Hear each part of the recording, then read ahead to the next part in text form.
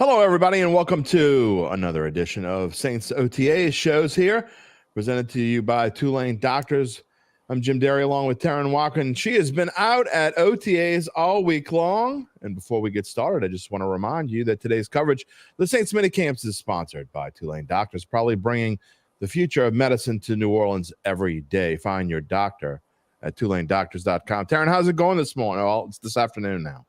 It's going good. It's going well. I can't believe it's Friday. My days are all mixed up, but here we are. I think the 3-day weekend threw it off with Memorial Day. I was gonna say for sure. You know, it's been like that for me. I can't figure out what day it is. All week long, I've been doing that. I was off Monday, so it feels like Thursday, but kind of Wednesday. But it's really Friday. I don't know. Who knows? But anyway, the Saints. Mode. Exactly. The Saints know what day it is. It has been a week full of OTAs for the second straight week. They wrapped them up yesterday. They have another set of OTAs next week, and then mandatory minicamp coming up. What have you seen? What did you see this week that maybe is noteworthy? I guess we'll start off with that.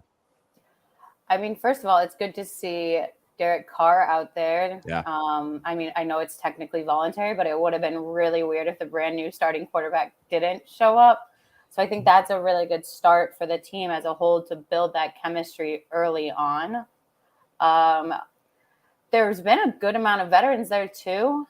You saw Cam Jordan there the first day possible. Demario Davis showed up this week. So there's the defensive leaders. Tyrann Mathieu was there last week, but not this week. So it's like come and go a bit. Offensively, you're missing an Alvin Kamara, Michael Thomas, a bunch of the offensive linemen, but you got Chris Olave there. You have Rashid Shaheed, as I already said, Derek Carr, Jawan Johnson. So there's a good bit who have showed up. I mean, you always see on the news like, oh, so-and-so hasn't showed up. Yeah, OTAs. exactly. Like, are you going to? And it's fun to see it in person for the first time that way and not just a ticker across my TV. We say hello to our friend Jerry, who's always with us. He's with us on I'll Buy You Bet show. He's with us with Datitude. He's here with us on the Saints OTA show. We're just having a good time. So glad Jerry could join us. One name you didn't mention in there is Kendre Miller. And obviously he's still, people making a deal about his injury that's kind of lingering, but he's been working out. He's been seen at OTAs. He's just not practicing right now. Is this a big deal, or is this too much to worry about at the moment? I don't think it's worth worrying about at the moment. He's there. He is standing alongside his position group. He's working out on the sideline, just not doing any of the group activities more so. And we talked to him in the locker room. I think it was last week or it was after rookie mini camp. All the camps blur together. But we have spoken to him this offseason, and he was saying that he feels fine and ready to go. It's more so the medical staff is holding him back and just being safe rather than sorry. Well, that's good news because he's probably going to play a pretty significant role, especially early in the season, assuming that Alvin Kamara is suspended. We don't know how long that's going to be. We don't know for sure that it's going to happen. You got to figure it's likely going to happen, but anywhere 6-8 games somewhere along those lines. So along with Jamal Williams, you got to figure that Miller's going to play a huge role early on. Yeah, I mean, during the draft, mainly Mickey Loomis was saying how Alvin's pending whatever, whether it's suspension or nothing, his status in general wasn't a concern when it came to drafting. And I was just sitting there like, really? Yeah. It should be because you're going to be down a man if he is suspended. So they ended up bringing in Kendre Miller. Jamal Williams at that point had already been signed. But it's like you kind of need someone else because knock on all the wood for the Saints folks out there. But if something happens to Jamal and Alvin's out, there was a rotation behind Alvin alone last year. Yeah, we don't always believe what we hear from those guys, right? We take what they say with a grain of salt. Very true. We've learned that throughout the years when you're in this business. Yeah, you mean to say they're not going to tell me their exact game plan before it happens? Weird. Yeah, well, we know Mickey Loomis is a poker player. That's a really bad tell. I mean, we didn't necessarily believe that. All right, I do want to ask you, one thing that I do like, and I want to get into Derek Carr in a minute, but when you talk about OTAs, to me, one of the things is when you have no news it's kind of good news, right? It means nobody's got hurt, and it's kind of almost like preseason. And when baseball players go through spring training, you really just don't want to hear that anyone's injured. And so far, so good on that front, and that's kind of where we are, right? Well, there's the Nick Saldiveri calf injury. He was a participant during the rookie minicamp, and then he was absent for the first viewing period last Tuesday. And so it was like, oh, what happened within less than a week? But Dennis Allen said he hurt his calf, but he was seen this past Tuesday, not in uniform. So take that as you will. But he was off on the side working like with the ropes, the medicine ball with the trainer. So it's nothing like he's not walking around in a boot or anything like that from what we have seen. Well, that's good. But it is a bummer that it's like one of your top draft picks and didn't even survive OTA. Yeah, here we go with the rookie offensive lineman getting hurt again. Weird. I've heard that before. Yeah. So speaking of, well, he's not a rookie anymore. Trevor Penning, how's he going? We haven't gotten to speak to him, but he has been at practice and chilling along with the offensive line, especially Cesar Ruiz, since both of them aren't participating and they're both coming back from foot injuries. Yeah. But Dennis Allen said that they're both expected by training camp. All right, enough semi-unhappy news. I want to ask you. There's two guys in particular I want to ask you about. One superstar, obviously, we're going to talk about, and that's Derek Carr. But I want to ask you first about. There's been a lot of talk about Rashid Shaheed and how he could take this next step. And I think he really could. And I've heard that he's like put on a little bit of muscle. We don't want to put on too much muscle because we don't want to lose that speed. But Rashid Shaheed, I mean, in his second season, what do you think, Terrin, as far as what is he capable of doing in his second season?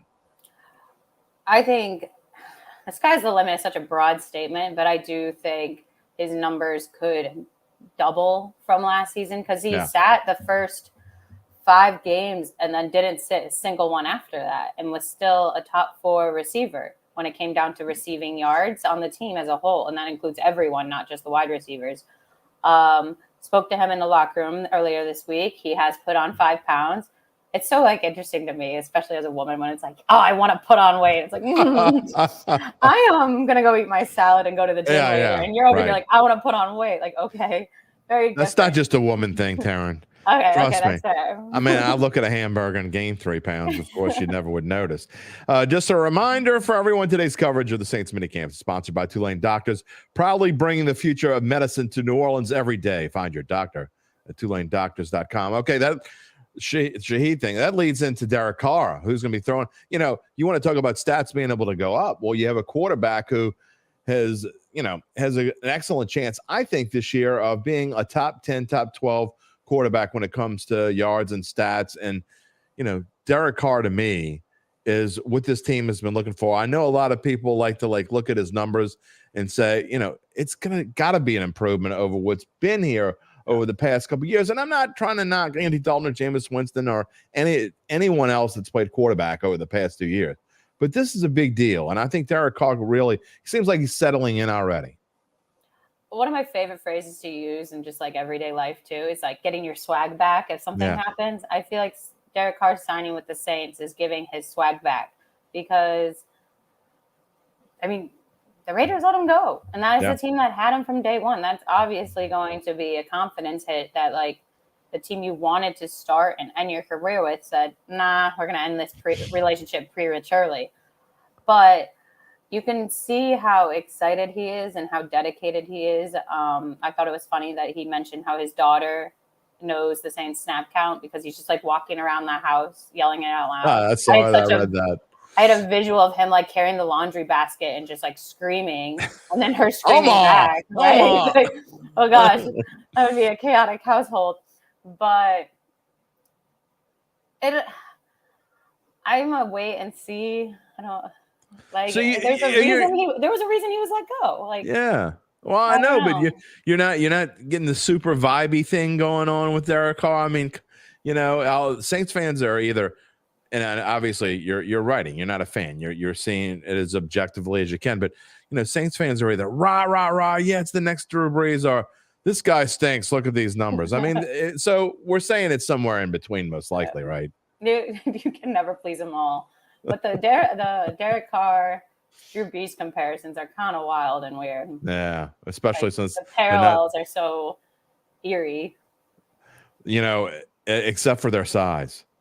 Their size is a little bit different. Derek's a little bit bigger than Drew Brees. But as far as, how do you feel like he's, you talk about the terminology and he's learning the play call. And I really like the fact that Dennis Allen was talking about how, Pete Carmichael's they're not going to change their terminology. Derek Carr is going to have to get adjusted to him. I was reading what you guys wrote during the week, and I like that. I like the fact that he's going to have to adjust to what the Saints have going on. A lot of times people try to change too much when a new quarterback comes in, but it seems like he's okay. He's just kind of a go with the flow kind of guy so far. I think if you tried to change everyone else's vocabulary rather than one man, that's just that's a flawed approach to begin with. But like Dennis Allen and also like Derek Carr himself said, the concepts are the same. It's just when you see red, they're saying blue. So it's just adapting in that way. And that's going to come with breaking muscle memory, mental muscle memory at least. And that'll come with time. I think that's why he showed up day one for OTAs and is going to be there each day, because the sooner the better. Otherwise, there's going to be chaos on that field if he calls the wrong thing but expects something else. I don't remember whether you or Luke wrote this, but a quote from Dennis Allen basically reminding Pete Carmichael, this is the Saints offense. I mean, remember, this is the Saints offense. And to me, that means, look, this is the same offense that it's been here for the past 16, 17 years, right? I mean, it's not just the terminology that's not changing. It's basically, you're going to throw some plays in here and there. But I love that fact. And I love that Dennis told that to Pete. And, it's just a reminder that this offense can be what it once was, or at least close. Right. If it ain't broke, don't fix it. Yeah. I mean, the one position was a little broken, but the thing as a whole had its moments of peaks, even with Andy Dalton, for those who did or did not like him. They were being productive at points. Yeah. It was a roller coaster of a 2022, though. I was a little mean, Andy Dalton. I kind of feel bad about it now. Although he's with Carolina, so I guess I shouldn't feel so bad now. He went to a rival. But yeah. I'm pretty sure he's starting too, just to give Bryce Young. Do you think he's really going to start? I'm pretty sure they said that. Again, not following the Panthers like I am the Saints as deeply, but I have some friends there who are not so happy about that. I have a hard time believing on that Monday night home opener in the second week of the season against the Saints. Well, maybe. I mean, the Red Rifle probably knows the Saints is better as well as anyone, but right. I guess we'll see. Before I want to ask you about the defense, but is there anyone else on offense that we haven't talked about that maybe has kind of like, we need to keep an eye on this guy? Somebody out there that we just haven't talked about. I mean, I know it's early, so it's only basically 6 practices of where we only got to see 2. Yeah, and they don't really, in the grand scheme of them, don't mean a whole lot. Now, every time, as you get closer to the season, I think they mean more and more. But is there any buzz about anyone other than Rashid Shaheed, obviously, we talked about, that you think maybe we can look out for this year? I don't think this was intended to be a softball pitch, but let me knock it out of the park with the Foster Moreau answer. There you go. Because both of them were joking about how at least they're on the same page. They're both learning the Saints offense together, this language that everyone's talking about, including myself. But I don't know. They already have that chemistry there. Just have it. I don't know. I mean, Jawan Johnson's the go-to tight end at this point, but it could be a little sneaky snake with the former teammates. I just think from what I've read, though, just they're not going to change Omaha to Shapatulas, though. I don't think they have enough time to get that word out. I love how, Foster obviously already knows how to say Shapatulas, and Derek Carr is just coming here. By the way, have you figured that out yet? That one I got. Shapatulas, I got that one. Have you figured out? Some where I'm like, you figured out how to spell it? Are you putting me on the spot? Okay. You like how I did that? It's like a spelling bee. I'm pretty sure the spelling bee is this weekend, like the national one. I think it's over. Oh, yeah. I'm going to get roasted if I get this wrong. TCHOUPT.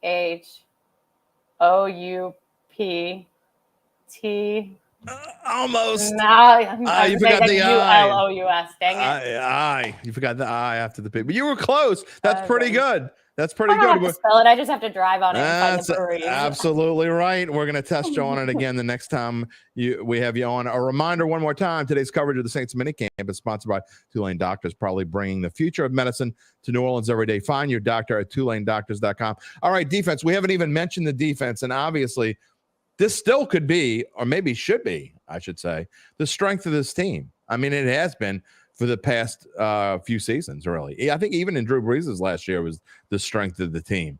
Maybe not so much last season until the end. It took them a while to find their groove. Except for the last 2 minutes of the Tampa game. Sorry. I know, but that was also like Tom Brady just Tom Bradying. There's a little bit of looking like the 1974 Saints, too. That's a whole nother story. A road game? It was a road game on a Monday night. Yeah. Yeah, I ran a marathon the day before. I was waddling around that stadium. And then you ran a marathon trying to change everything you had written, probably in the last couple minutes. What do you see out of this defense so far? And, obviously, who's going to be the Rashid Shaheed on the defensive side of the football? Hopefully no one, because that man's a lot tinier than any of them. Well, Alontae Taylor, I guess, is kind of in the same boat. That is true. He's kind of a second-year guy, got his playing time. But what do you see on there? And I know what worries me, I guess, on that side of the football is linebacker with Ellis being gone and, Pete Werner coming off an injury. How is linebacker looking right now? Demario Davis I'm actually writing a story about him before we hopped on here because he was asked about his retirement plans. I was like, oh boy, here we go. But he's following his path and listening to what his faith tells him to do. He made the Pro Bowl last year for the first time in his career. So I don't see him slowing down this season. There's like an extra juice there. Pete Werner was great at the beginning of the season before his injury, that I don't think there should be any worries there. It is a bummer that they lost Caden Ellis because he stepped up and stepped into that role really well for that defense. Yeah. But to have those 3 star powers just wasn't going to work. They would have been able to balance the time, but the money would have been – it came down to contract. The Falcons paid him what he was worth at that point. Maybe not what he was worth when he was originally an undrafted rookie, but good for him for making the most of his opportunities. But Hodges is really good at developing people and the patience. I think you could see that if either Davis or Warner don't reach their benchmarks, there's going to be someone to fill in behind them. People are talking about Zach Bond having a lot of potential outside of special teams, so he would fill that void. Linebacker, I don't know. Just the linebacker group, I'm not worried. I am surprised that they didn't add someone out of free agency. So am I. A little more depth. Because tight end and linebacker, if you look like general broad position groups, were the 2 that were not touched during the draft. But then they added Foster Moreau, so there's that tight end. And they didn't add anyone for the linebacker group. It's not too late. I mean, I just counted name by name the entire roster, only to realize it says 88 underneath. There are 88 names. I literally listed it, and I was like, why did I count this multiple times? Well, there's plenty of room on the salary cap, too, which is something you don't usually say with the Saints. Yeah. I mean, from what I was looking at earlier in the week, I think the Saints are 6th in the NFL now in salary cap space. I mean, they're usually number 1. You see, you put me on the spot. I know who's at the bottom. Kansas City is 32 right now. So they're all the way at the bottom. I think Chicago. I think the Bears are number 1, if I remember correctly. I'm not 100% sure on that, but I'm going to check on it and get back to you. Then I'll spell Shapatulis, and you can tell me who's number 1 in salary cap. Well, I appreciate you doing this show with us. It's been a lot of fun. What do you see for next week? Is it going to be more of the same, or what happens as you go forward in these OTA things? I mean, to me, it's kind of a whole lot of nothing, and that's what you want it to be. But third week, do you expect anything different? There might be a slight difference because we'll get to talk to them and see things on Tuesday, and rather it being the first day of the week, it'll be the second, since it's Monday through Thursday. Yeah. And the past 2 weeks have been Tuesday to Thursday. I don't know how much of a difference that's going to make, but maybe they got the rust off from day 1 to day 2, and you'll see a little more. But I'm okay with the no news is good news. Like, we went through a Memorial Day weekend without an injury or somebody getting in trouble. So that's excellent. Yeah, that's it's like Christmas in May. Clean and green. Let's keep it up. A little NASCAR reference there. Clean and green all the way through the season, please. Only a few more weeks till vacation, Terrin. Thank you for joining us here on a Friday afternoon. Enjoy your weekend. Thanks for having me. And everyone have a good one too. Thanks to everyone out there for watching our show on the Saints OTAs. We'll be back to talk about it next week. We thank Tulane Doctors, our sponsor, and we hope to see you again. Everyone have a great weekend. I'm Jim Derry. She's Terrin Waack. Talk to you later.